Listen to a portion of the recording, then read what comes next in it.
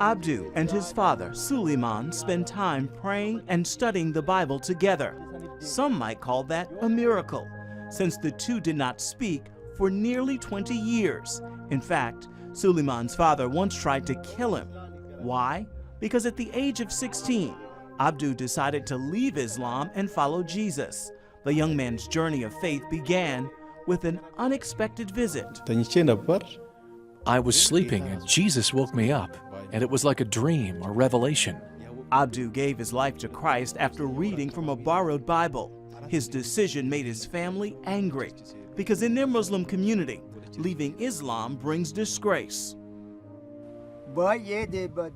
We didn't know what kind of belief he brought. We were fundamentalist Muslims and very upset. That is why we were against him.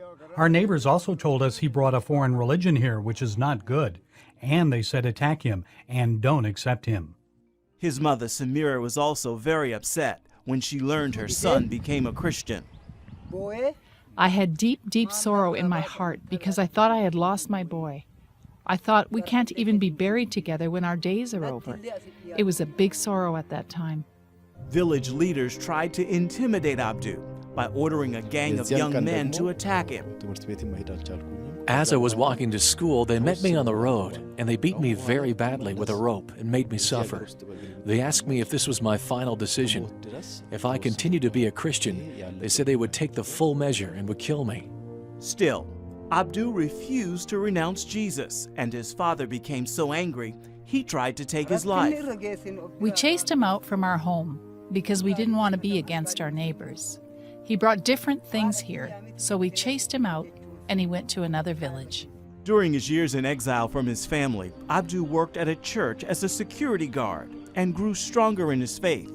He read more than 100 Christian books and began discipling other former Muslims who had come to Jesus. But Abdu's mother missed him terribly, and after many years of separation, she slipped away to visit her son.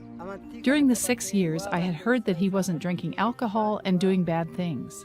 But the boys who were his friends here were doing those things, so I decided to see him secretly. Impressed by the changes in her son's life, Samira began to consider Christ. However, it took 10 years before she too would leave Islam to follow Jesus. I believe that the faith of my son was true and correct, but now I have a big problem with my husband. But I decided to follow Jesus and try to bring my husband to Christ. We showed big love to him and big changes in our character. This influenced him. About a year later, Suleiman's heart softened under the influence of God's big love. Now he and the rest of his family, about 40 of them, are all Christians. This hut on the family property is now a place of worship to the Lord and for hearing the gospel. I'm very happy that my family has come to Jesus. But the biggest thing that makes me excited is that near the home where I grew up is a place being used as a church. People are coming and praying and giving their lives to Christ. As for Suleiman, while he and his family are persecuted for their faith, he says he's not about to return to Islam, and he looks forward to eternity with the Lord. The fundamentalists can do the worst they can to us. The last option for them is to kill us. We don't mind if they kill us, because some believers will bury us. For us, it's better with Christ than to live in the community without Christ. We don't fear. These days for us are not a threat. Ephraim Graham, CBN News.